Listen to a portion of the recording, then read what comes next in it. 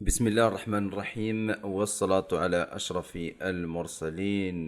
مرحبا بكم في واحد الدرس جديد بعد غياب طويل على القناة ديالي. هذا الدرس هذا اللي غادي يكون جينيرال، اللي كنهضروا فيه على كيفاش نخدم في الانترنت ونربح منه. بزاف الدراري كيصيفطوا لي ميساجات ديال حايرين على الخدمه دابا في الانترنت، اللي ولاو تيسمعوا بزاف ديال الناس ولاو تيهضروا على الربح من الانترنت. غادي تربح من هاتيه، تربح من ادسنس، غادي تربح من الريسكين، غادي تربح من التريدين، غادي تربح من الاي كوميرس. الاي كوميرس فيه ولات بزاف ديال الهضره اللي ولات تتداول على الاي كوميرس. وقررت ندير واحد الفيديو اللي كنشرح فيه الخدمه من الانترنت. انا ما كنعتبرهاش ربح، كنعتبرها خدمه، لانك انت ماشي كتجي كتربح واحد اليانصيب، يعني ربحتي في اللوطو ولا التيرسي ولا شي حاجه بحال هكاك ديال القمر. ولكن انا كنعتبرها خدمه اللي كتخدم، كدير واحد الخدمه كتخدم 8 السوايع 10 السوايع 12 ساعه في النهار باش انت كتربح واحد البركه ديال الفلوس. انا غادي نهضروا على واحد، اختاريت انا واحد جوج المجالات اللي كنخدم فيهم انا شخصيا، اللي هي التجاره الالكترونيه والخدمات. غادي نهضروا على التجاره الالكترونيه بالتفاصيل اش غادي يخصك يعني الديتاي ديالها، ونهضروا على الخدمات ونقول لكم واحد المقارنه ونقول لكم الوجهه ديالي، وجهه نظري الشخصيه. هنا غادي نهضروا على التجاره بصفه عامه، عاد ندوزو للتجاره الالكترونيه. هنا شروط التجاره، شروط زعما التاجير. شروط التاجير باش انت تكون تاجر اش غادي يخصك؟ باش تكون تاجر اولا خصك انت هذيك التجاره اللي بغيتي تدخل ليها يعني تكون تتفهم فيها شويه، عرفتي عليها شي حاجه باش انت تجي تبيع وتشري. تكون خدمتي واحد شويه في التجاره، بعتي وشريتي، عرفتي كيفاش تهضر مع العميل، عرفتي اشنا هو الفورنيسور، عرفتي هاد البياسه شحال غادي نربحو فيها، الاسواق فين كنبيعو، مثلا لا كاليتي اللي مزيانه، لا كاليتي اللي عيانه. ماشي انت جيتي تلحتي كنتي موظف ومشيتي شريتي واحد البرودوي بغيتي تبيعو، راه في هاد الحاله هادي راه كتقمر، كتغامر، لانه هي المغامره مزيانه في التجاره، ولكن تيقول لك الرسول صلى الله عليه وسلم عقلها وتوكل على الله. قال لي راه هاد الناقه، قال لي الاعرابي راه الناقه غادي يحرصها لي الله، قال لي لا عقيله يعني سدها وتوكل على الله، يعني حسب حسابك ودير التفاصيل الصغيرة والحساب الكبير حطو مع الحساب الصغير وتوكل على الله. يعني اي مجال دخلتي فيه ما كنتيش فاهم فيه راه غادي تاكل العصا بالجاد. غادي ندوزو لعقلية التاجر اللي سبري ديال البيع والشراء. خص يكون عندك العقلية البيع والشراء، تكون تتصرف في البيع والشراء، تعرف كيفاش تبيع. يكون عندك واحد شوية ديال العقلية البيع والشراء، تكون كتعرف كيفاش تبيع، تدخل وتخرج، كيفاش تسد البرودوي مقتول، كيفاش تسوق ليه، كيفاش المهم كيفاش تعرف فين تبيعو، الاسواق اللي تبيع فيها، شنو هما البرودويات اللي تيخدموا في هذيك الوقيته.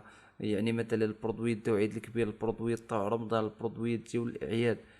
العقليه تاع البيع والشراء، الاسواق اللي تمشي تجيب منهم واحد البرودوي رخيص، كيفاش يعني المهم كيفاش تقلب على مثلا الزربيه فين تتباع، مثلا السكن الجلد فين تيتباعوا. تيكون عندك هاد العقليه، تكون حراي فين نتايا، تكون عندك شويه منها. هنايا راه غادي تنجح في التجاره الالكترونيه الا زدتيها شي امور اخرى. الاهداف من هذيك التجاره، انت هذه التجاره اللي دخلتي فيها واش كتحبها، واش عندك واحد الشغف، واش انت ملم بهذيك التجاره وبغيتي انت تبيع وتشري وكتحب، ولا عندك واحد العائله تجار، ولا عندك المحيط ديالك فيه التجاره، ولا الاهداف من هذيك التجاره انك بتدير منها الفلوس بزاف، ماشي انك بغيتي تصايبي واحد الحانوت وتقعد فيها تشد ستون وتقابل عائلتك وتقاد دوك المسيطرات تاع الحانوت وصافي. ولا انك انت بغيتي تسكيلي بديك التجاره، بغيتي دير محلات كبار وبغيتي تبيع وتشري، وبغيتي تدخل مثلا لمجال الاي كوميرس وتسكيلي بالبيزنس ديالك وتدخل الاسواق كبيره مثلا الخليج وافريقيا واوروبا. ما بغيتيش تبقى انت يعني الهدف ديالك كبير، الا كان الهدف ديالك كبير راه توصل، كان الهدف ديالك صغير راه بديت تبقى ديال ديك الحانوت تاكل وتشرب منها واحد 40 عام ولا 50 عام حتى تموت، الا كتب لك الله تعيش هذيك الفتره. اش خصني باش نتعلم التجاره الالكترونيه؟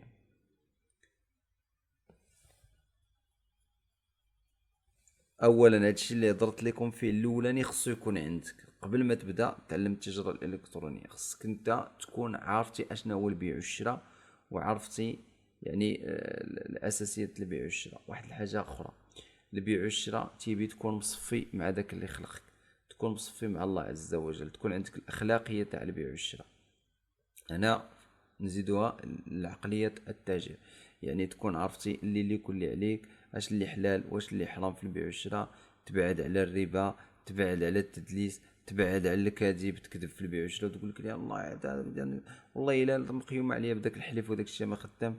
تبعد على انك تخدع الكليان، تبيع ليه واحد البرودوي اللي هو يعني صيني وتقول ليه تركي، ولا تقول ليه فرنسي، ولا تقول ليه الماني، راك تدخل في الحرام، راك تحرم الرزق ديالك. وحتى الفلوس اللي بغيتي تجيب خصك تجيبهم من واحد الحاجه اللي هي حلال، خدمتي فيهم بشي خدمه اللي هي حلال، وبديتي التجاره ديالك بواحد الطريقه اللي هي حلال. اش خصني باش نتعلم التجاره الالكترونيه؟ اولا كما قلت لك خصك تكون عندك هذيك العقليه تاع التاجر، ويكون عندك شروط التجاره، وتكون يعني تخاف من الله، وتكون جبتي واحد راس المال بواحد الطريقه اللي هي حلالا طيبا. عاد خصك يعني خصك تعلم التجاره الالكترونيه، خصك تعلم شويه ديال لا بوبليسيتي، شويه ديال التسويق الرقمي. لا بوبليسيتي واخا تبداي بالفيسبوك ادز، تعلم مزيان وتعرف شنو هو الفيسبوك ادز، تعلم كيفاش تشد البرودوي وتصورو وتقاد ليه واحد الكرياتيف اللي هي مزيان، تصورو بزاف تاع الفيديوهات والافكار تاع الفيديوهات كيفاش تسوق لهداك البرودوي، وتقاد واحد السطور اللي يكون يعني مزيان، ماشي واو ولكن يكون مزيان، يبيو كان ولا بسطورينو ولا بشي منصه اللي هي سهله. دابا ولاو داكشي المنصات ساهلين. وإلا كانت عندك هذوك العقليات الاولين راه هذاك الديتاي الثانيين راه ساهلين دغيا تجيبهم. انا كنركز على تكون حرايفي باش تنجح. ومن بعد هذاك الفيديوهات، حتى الفيديوهات راه تشوف اللي قاد لك الفيديوهات، وحتى لا بوبليسيتي تشوف اللي تعاون معك في لا بوبليسيتي، وتبدا بشوي بشوي تتعلم وتيستي بشوي بشوي. الا كنتي انت حريفي وبيع عشري ما كانوش عندك هاد الامور الفوقانيين، خصك تعلمهم ولا تشوف شي حريفي اللي كنت يوجهك ويعطيك نصائح ويعطيك البرودويات باش تنجح. انا راه كنعطيك تجربه ديال 7 سنين في الاي كوميرس، ماشي في التجاره. ما التجاره خدمنا فيها بكري، اللي كنا تنتخبطوا في مشاكل واحد الوقيته مع الامانه، واحد شويه كانوا مشاكل فيسبوك ادز في السدان، كان بزاف المشاكل اللي تخطيناهم من بعد عام وخسرنا بزاف تاع الفلوس باش تعلمنا حنايا هذاك شويه ديال الاي كوميرس. واشنا هو احسن سوق نبدا فيه؟ واش الخليج، واش افريقيا، واش اوروبا، واش المغرب؟ بالنسبه للسوق، فالسوق كيتوقف عليك نتايا ومدى الجاهزيه ديالك. اما احسن حاجه باش تنصحك انا كمبتدئ في التجاره هو تبدا ببلادك. بدا في المغرب، بدا بشويه تدير $5 ولا بالماركت بليس وتتعرف تبيع وتصيفط مع لا ليفريزون، وتبدا بالبرودويات. يعني بدا تتعلم في بلادك هي الاولى. بلادك هي اللي بغات تعلمك. تخدم واحد العام في بلادك، انت ما غاديش تزرب. انت حط واحد الجولز، دير واحد 10 سنين توصل فيها لواحد لوبجيكتيف. ما ديرش انه انت شهر شهرين بديت دير لاباس، ما عمرها هادي تكون. راه دوك اللي تيبيعوا لكم الوهم وتيقول لكم راه ضربت $1,000,000 وداكشي، راه بتلقى واحد في 10,000 اللي تتصدق ليه. ماشي كلشي تتصدق ليه، راه واحد العرام كيخسروا الفلوس منهم. هاد العبد هذا شحال الفلوس خسرنا في الاي كوميرس، باقي لدابا برودويت كنجيبهم وما كيصدقوش لينا. المهم السوق ما تبداش في شي سوق اخر، بدا بالمغرب. ثاني سوق اللي كنصح به تبدا فيه من بعد المغرب هو افريقيا. راس المالو قليل، يعني تبدا بواحد البركه وتقدر تبدا بافريقيا. من بعد تقدر تبدا بالخليج. الخليج راه فيها الصرف بجد، واوروبا حتى هي فيها الفلوس. انا اوروبا كنا تلاقينا في هذاك ايميك اكسبو اللي داز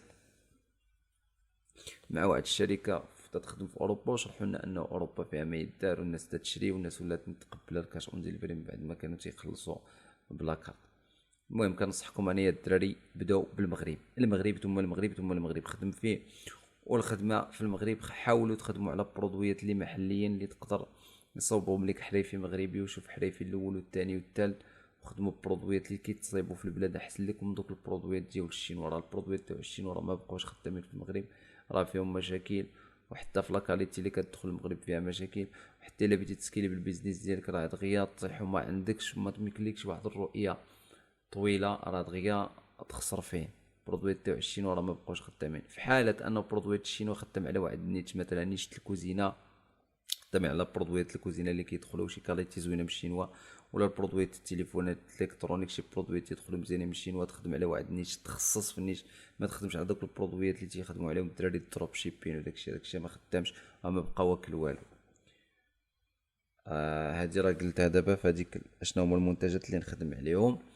هادشي اللي قلت لكم، غادي تخدموا على برودويات اللي يكونوا محليين. تقدر تمشي تشوف عند موالين الصباط صوب الصباط، تقدر تمشي تشوف عند موالين فاش يصوبوا لك السبرديلات والصباب داكشي اللي تيصوبوا.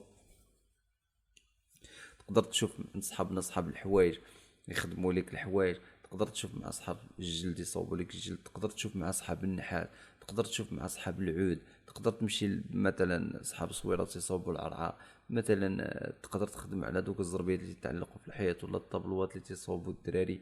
كاين بزاف البرودويات اللي محليين في المغرب اللي تقدروا تخدموا عليهم، راه كاين بزاف بزاف بزاف.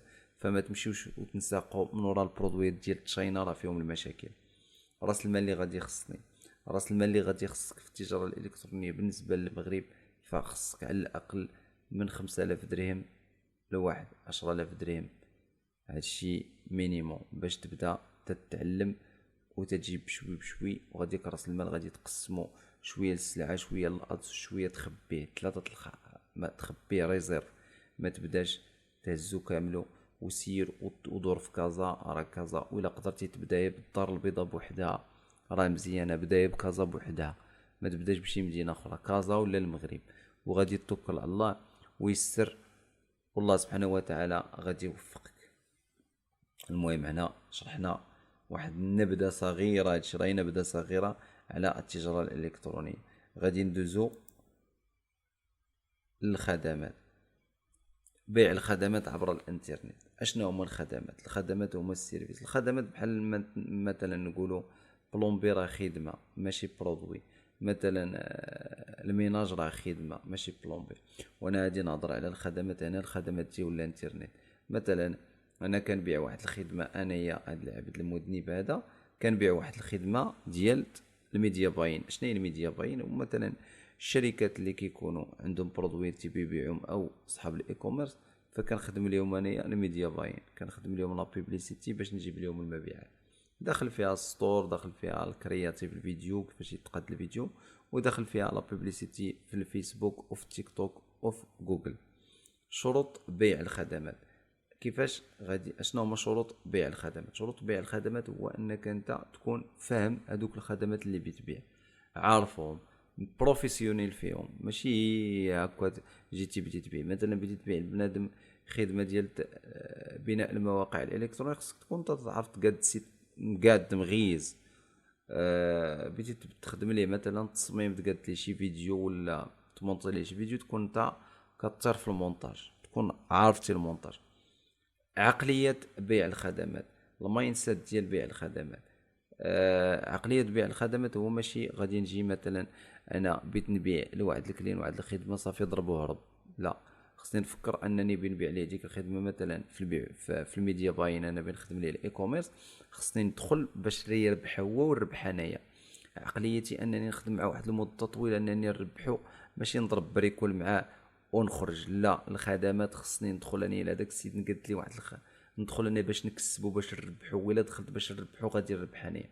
اما الا دخلت انايا باش نضرب ونهرب، فراه هذيك العقليه عندي فاسده، وراه ما غاديش تخدم ليا بحال البيع والشراء. يعني خص تكون عندك واحد العقليه اللي هي مزيانه.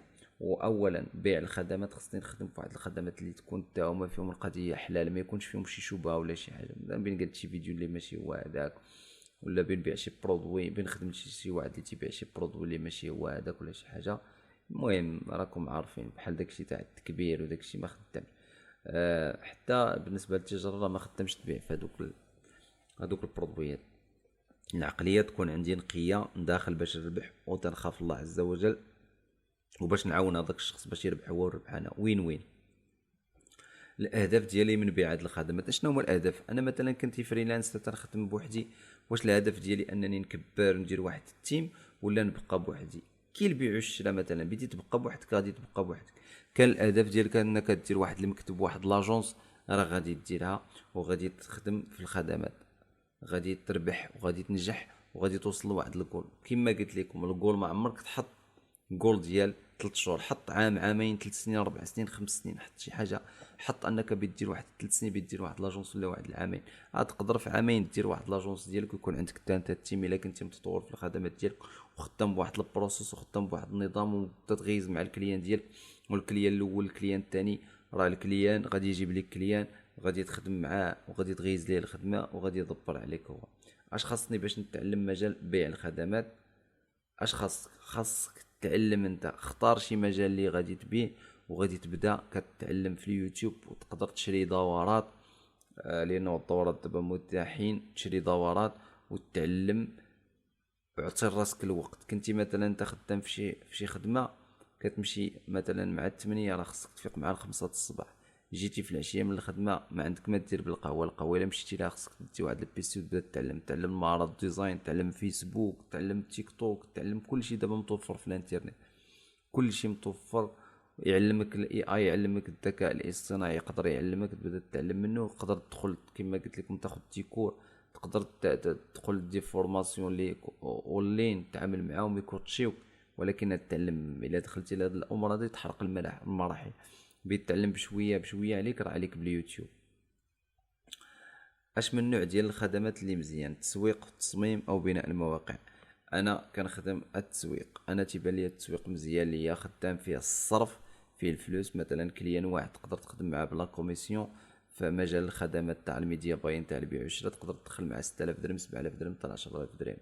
بالنسبه لبناء المواقع خدمه كبيره فيها ما يدار، ولكن خصك تكون انت تعرف بناء المواقع وتعرف شويه ديال الديفلوبمون ديال يعني لانفورماتيك ديال لغات البرمجه. بالنسبه للتصميم خصك تكون انت خطير في التصميم، تعلم التصميم تعطيه الوقت. دابا ولا الاي اي ولا الذكاء الاصطناعي تيبان ليا هاد الخدمه ديال التصميم ولا تصمم الراس وتقدر تدخل ليها تعلم ليها. المهم انا كنصحكم تعلموا التسويق وتعلموا شويه ديال التصميم وشويه ديال بناء المواقع. بالنسبه للتسويق اول حاجه تعلموا ليها هي الفيسبوك ادز، تعلموا التيك توك ادز، تعلموا سميتو شويه ديال التصميم في كانفا، وتعلموا الجوجل تا هو راه مهم. وإلا تعلمتوا لهاد المهارات كون على يقين انك غادي تدخل بها الصرف.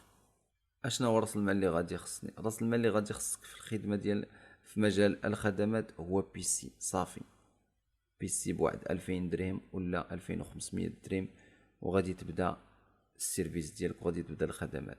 وغادي يخصك الوقت، راس المال هو الوقت ديالك اللي كما قلت لكم غادي تستغل الوقت ديالك.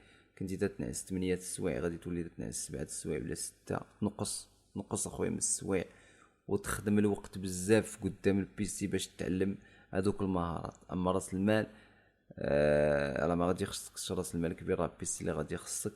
ومن بعد راه تقبض الكليان الاول تصور مع واحد 3000 درهم في الشهر، كليان الثاني 3000 ولا 2000.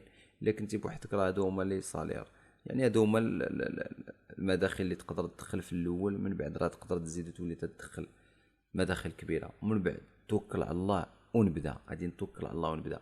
انا بالنسبه لي مقارنه ما بين التجاره الالكترونيه والخدمات، فمن الاحسن كنتي عندك شغف بديت تبيع في الانترنت فمن الاحسن تخدم الخدمات. وراه الخدمات الاشكال اللي فيهم اللي تيلقاو الدراري هو كيفاش يتواصلوا مع الكليان وكيفاش. انا راه داير في هاد لاشين عندي فيها واحد الدوره ديال كيفاش تخدم هاد لي سيرفيس ديال السوشيال ميديا ماركتين اللي هو الدومين ديالي، وكنخدم حتى الاي كوميرس. فنصيحه للدراري اللي مبتدئين يبداو بالخدمات. الخدمات راه ما فيها فيها نسبه ريسك قليله والربح فيها مزيان.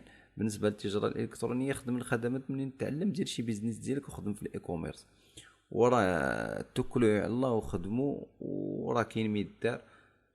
واللي بغى يتواصل معايا راه كاين لي كونتاكت ديالي والسوشيال ميديا ديالي لتحت، راه مرحبا بالجميع ما كاين حتى شي مشكل. وراه دايرين واحد الجروب ديال السوشيال ميديا ماركتين اللي بغى يدخل ليه راه كاين الرابط لتحت ديال الانستغرام، يتواصل معايا في الانستغرام، ومرحبا بالجميع. واللي بغى يتعلم اي حاجه راه مرحبا به. معانا في الجروب ديالنا وفي المجموعه ديالنا. ويلا تهلاو لي في راسكم. السلام عليكم ورحمه الله تعالى وبركاته.